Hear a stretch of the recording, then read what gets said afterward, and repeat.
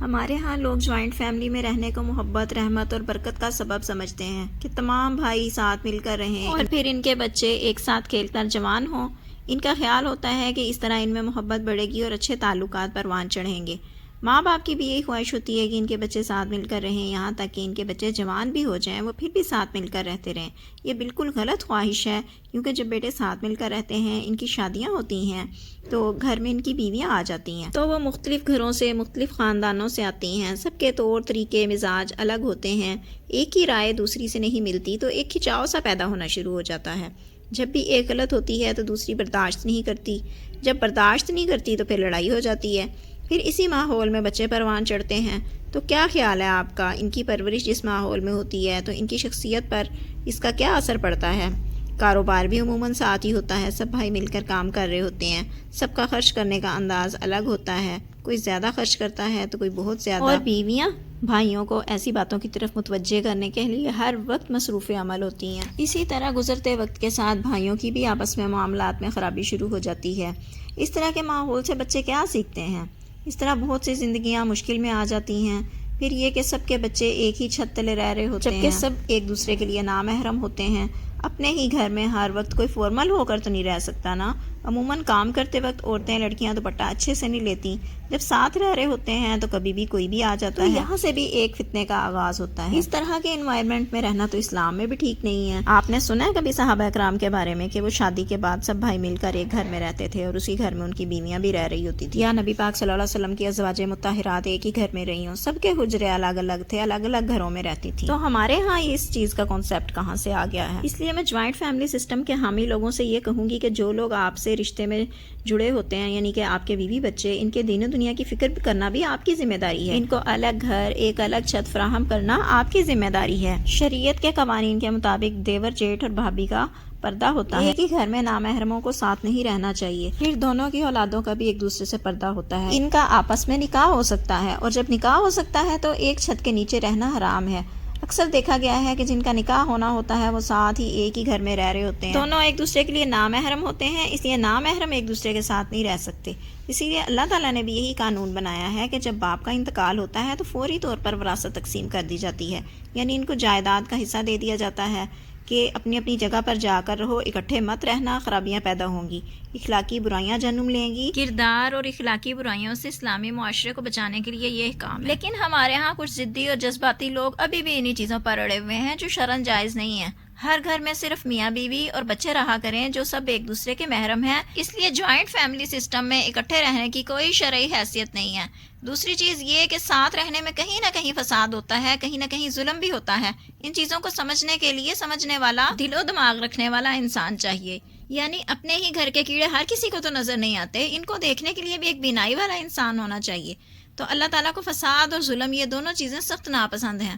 جس جگہ فسادات ہو رہے ہیں، کسی کے ساتھ زیادتی یا ظلم ہو رہا ہو تو وہاں پر علیحدگی بہتر ہے۔ جوائنٹ فیملی سسٹم میں اکثر یہ ہوتا ہے کہ ایک لڑکی جو نئی بیاہ کے آئی ہوتی ہے، اس اکیلی کے ذمہ 25 سے 30 افراد کا کھانا لگا دیا جاتا ہے۔ ایسا بھی ہوتا ہے کہ ایک لمبی چوڑی دعوت رکھ لی جاتی ہے، اس کی حالت بھی کوئی نہیں دیکھتا کہ وہ یہ کام آسانی سے کر بھی سکتی ہے کہ نہیں کر سکتی۔ جوائنٹ فیملی سسٹم تو ہے ہی مسائل کا گھر۔ اگر فائنینشلی انڈیپینڈنٹ بھی ہوتے ہیں تب بھی مسائل اور طرح کے ہوتے ہیں۔ ایک ہی گھر میں رہتے ہوئے ایک بھائی اپنے بچوں کو خوب گھما پھرا رہا ہوتا ہے، باہر سے کھانے کھلا رہا ہوتا ہے، بیوی کو شاپنگ کروا رہا ہوتا ہے، اس کے مقابلے میں دوسرا یہ کام نہیں کر سکتا اور نہیں کر رہا ہوتا، تبھی دونوں فیملیوں میں عجیب سا حسد اور کھچاؤ پیدا ہونے لگتا ہے۔ یا پھر ایک ماں اپنے بچوں کی اچھی تربیت کرنا چاہتی ہے تو گھر کا ماحول اچھا نہیں ہوتا تو وہ نہیں کر پاتی۔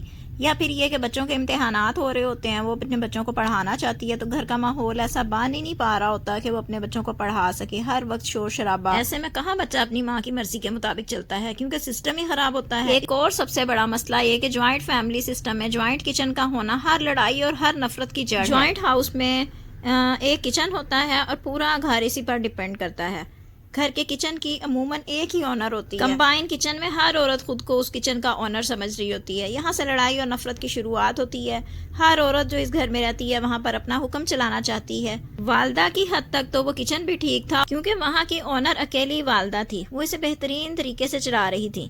بعد میں نئے گھر سے بہویں آئیں، ان کے طور طریقے، ان کے انداز، ان کی ہر چیز ایک دوسرے سے مختلف اور الٹ تھی، تربیت مختلف اور الگ ماحول میں ہوئی تھی۔ تو جب ایسی عورتیں جو مختلف گھروں سے آئی ہوں ایک ہی کچن میں جمع ہوتی ہیں تو ان کے مزاج اور ان کی عادتیں مختلف ہوتی ہیں، تو مسائل پیدا ہوتے ہیں. اس لیے جب تک گھر الگ نہیں ہو سکتا کم از کم کچن ہی سیپریٹ ہونا چاہیے تو کافی مسائل حل ہو جائیں گے جو جوائنٹ فیملی میں رہتے ہوئے پیش آتے ہیں. لیکن ماں باپ فیملی کا حصہ ہیں، ماں باپ جوائنٹ فیملی میں نہیں آتے. ماں باپ کا اپنے بیٹے کے ساتھ رہنا جوائنٹ فیملی نہیں ہے، کیونکہ ماں باپ کے بہت احسانات ہوتے ہیں اور اللہ تعالیٰ نے بھی ان کے ساتھ احسان کا حکم دیا ہے. آج کل ہمارے معاشرے میں ایک یہ کانسیپٹ بھی بہت زیادہ پھیلا ہوا ہے کہ بہو پر ماں باپ کی خدمت کی ذمہ داری نہیں ہوتی. لیکن میرا ماننا یہ ہے کہ اگر کسی میں ذرا سی بھی انسانیت ہوگی، اچھی تربیت ہوئی ہوگی تو اور کچھ بھی نہ صحیح وہ انسانیت کے ناطے ہی ضرور ان دو بزرگوں کا خیال رکھ لے گی، کیونکہ وہ خود بھی دو ماں باپ پیچھے چھوڑ کے آئی ہوتی ہے. آنے والے وقت میں اس نے خود بھی ساس بننا ہوتا ہے. اگر آج وہ خود ساس سسر کو عزت نہیں دے گی تو جب وہ خود ساس بنے گی تو اس کا کیا ہوگا؟ پھر یہ بھی ہے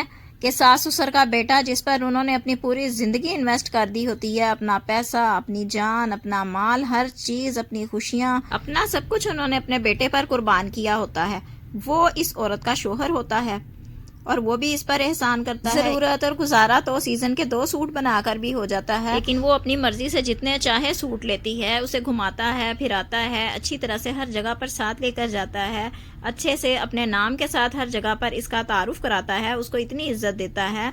تو وہ عورت بھی اگر اس کے ماں باپ کے ساتھ کچھ احسان کر کے اسے اپنے ماں باپ جیسے بزرگ سمجھ لے اور یہ یاد رکھے کہ زندگی کا یہ دور اس پر بھی آنے والا ہے، تو آج اگر اچھا بیج بوئے گی تبھی آنے والے وقت میں اسے ایک اچھی فصل ملے گی.